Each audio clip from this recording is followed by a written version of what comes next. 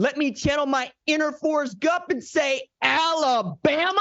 Yes, absolutely. The Crimson Tide found a way to get into the college football playoff in the most controversial way that we've seen any team get into the college football playoff in its 10 years of existence.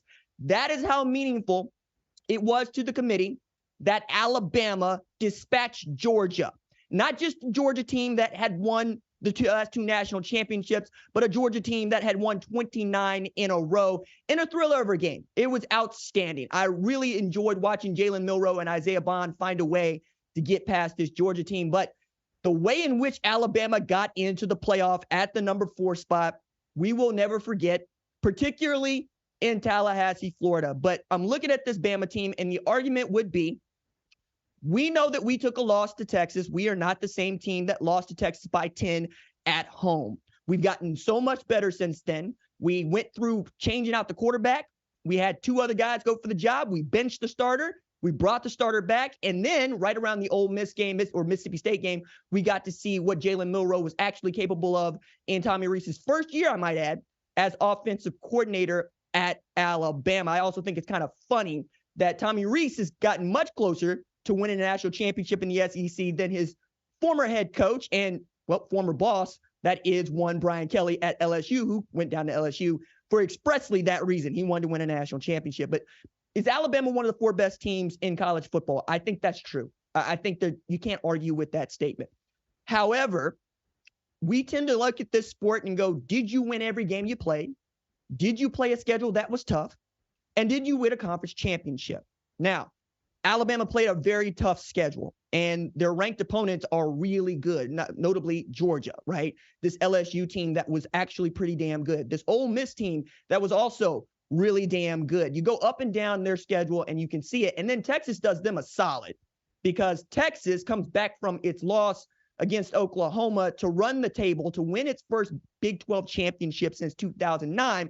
But also in a resounding fashion. I think the scoreboard and the disparity between Oklahoma State and Texas also helped Alabama, because you're looking at that team and you're going, okay, if that team is that good and they just beat the SEC champion earlier this year, maybe we should consider the SEC champion with Jalen Milroe at quarterback as opposed to Florida State, who doesn't have Jordan Travis at quarterback and certainly didn't even have Tate Rodemaker at quarterback. I think the argument that you got to take into that last bullet point of injuries sustained to key players is the one for which the College Football Playoff Selection Committee leans on in leaving out a Power 5 undefeated conference champion. We had never seen this before. It is totally without precedent, but it also screams, we don't care about the regular season at all. We are becoming the NBA. And I hate that for us, because the one thing you used to be able to say, about our sport is that every game matters. Every single game matters. And this committee has thrown that out the window. It has decided that it will take into account whatever factors that it deems necessary to get the 4-team playoff that will mostly pass muster, but everybody wants to see. I am really excited to see Alabama into the college football playoff because I'm a fan of the sport, right? I love to watch good teams play, but I'm also an Eagle Scout. I believe in honor and integrity. And just because I would have to hold my nose and put Florida State in the college football playoff, that's no reason to leave them out because I just don't like it. No. They earned this. And I have been more critical of Florida State than any other analyst that you listen to. I have dinged them for their schedule. I have dinged them for playing in a weak ACC. And I have dinged them for needing to make these dramatic attempts to win games against teams that we know aren't that good. Yet and still, they passed the test, which is to win every game you played. And in this way, Florida State feels like a group of five champion that gone undefeated, because that's what we said about the ACC. And this is devastating for the ACC, because what it says is we don't think that you're any good anymore. We think that if these teams are playing the Big Ten or the SEC, they're going to get the nod because we think that those are the better football teams, even if you got an Alabama team with the one loss versus a Florida State. My goodness, to think that Florida State would be left out of any national championship conversation. is wild to me because I grew up in the Bowden era. I grew up at a time when Florida State was it. It was Miami is Florida State. Alabama didn't even factor into it. Georgia didn't even factor into it. But the game has changed in such a way that we get Alabama and Michigan in a 1-4 in the Rose Bowl, which is going to be outstanding. The last time that Alabama and Michigan played, Alabama stomped a mud hole in Michigan and walked it dry 35-16. Jerry Jeudy became the first wide receiver at Alabama to go for over 200 yards receiving in a bowl game. So they're familiar. And I would really like to see another shot of Michigan after they saw that they were going to play Alabama and not Florida State, because they didn't look happy about it.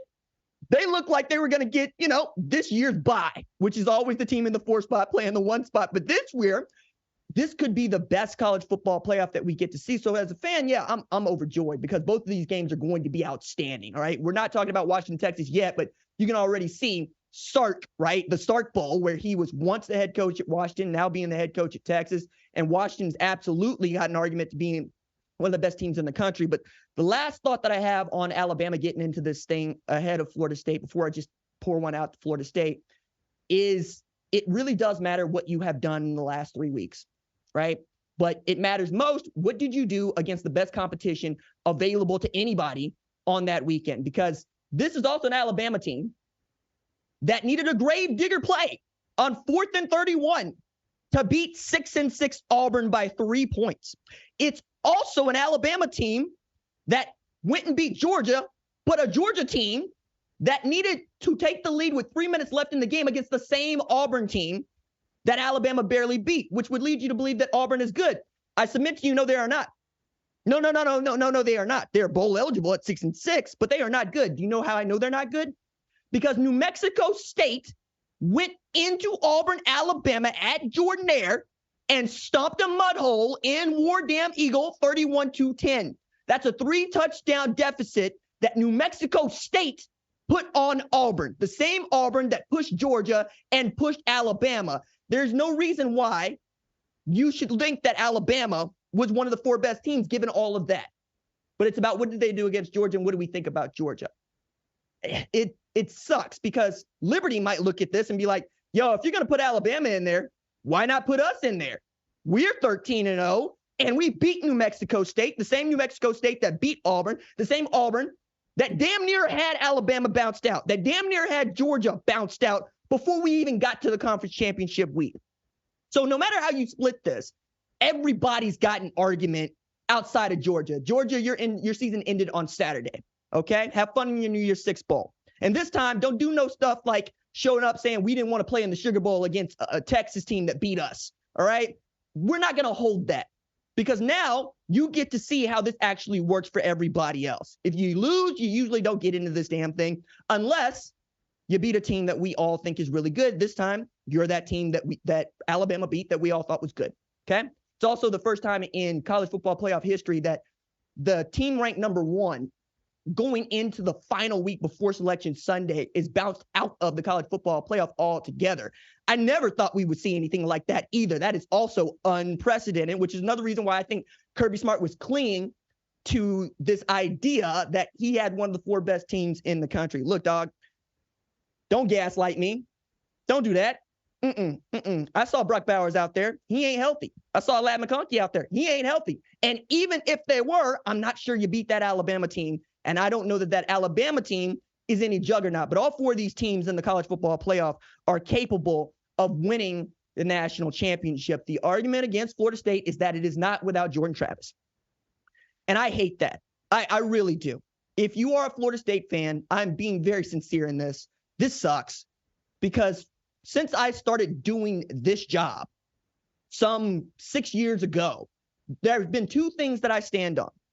One is if you win every football game you played, you deserve an opportunity to play in the college football playoff. Now, I got to take it as it lies, right? This is not the world that we live in. But the other one that I live in is, hey, look, dog, I can't help myself any more than I have helped myself. So Florida State goes and wins their bowl game and they want to hang the damn banner, okay? I don't know that you're going to end up number 1 in anybody's NCAA selector poll to get an official national championship, but you certainly would have more claim to one than saying, Oklahoma State in 1945, for which they claim Army's national championship inside of Boone Pickens Stadium. And if you are Mike Norvell, you really do have to look around and go, okay, how do we fix this? And the answer's coming next year, right? It's 12-team playoff, but that doesn't help you in 2023. All you can do is walk around pacing and extremely mad. And I know that Florida State is just not going to take this line down because they ain't the type. Florida State fans are they're going to go pick a fight. Somebody's going to file a frivolous lawsuit somewhere, somehow, to try to make noise about this. And if nothing else, they are already going to start printing up the banners because they're that tight. But that also gets to just what this sport means to us. Like, NFL people be jumping into the mentions on this when talking about what they think our 4 best teams are. I'm like, yo, dog, y'all got a real playoff, and y'all don't even care about us on Saturday. We're your feeder league. We're passionate about this. We live and breathe this stuff, which is why when we do something like leave Florida State out, people get to not take us seriously. And I really hate that because we got to take ourselves seriously. Because if we're going to make it so that winning matters, you're going to put Florida State into the college football playoff over Alabama. Again, leaning on that, well, they don't have Jordan Travis is one thing, but there's lots of other football players on that team, guys. And there are lots of other football players that helped that team win. And oh, by the way, they didn't lose a football game after they lost Jordan Travis. They beat a Florida team that you told me was good based on how it played against Missouri, based on it beating Tennessee. You want to ding them for not beating North Alabama by enough? You want to ding them by not beating Louisville by enough? Come on, man. Are we winning? Then what is winning? Because as I understand it, that's what matters. That's what we do this for. We do this to win. And if you didn't win, you don't need to be in this playoff ahead of somebody that did. So again, Florida State fans, you have every right to be grievous online. And if you need to yell in my mentions, honestly, because I'm going to listen, I'm going to hear you. If you like what you've seen, consider subscribing to the #1 college football show on YouTube, the Fox Sports app, or wherever you get your podcast.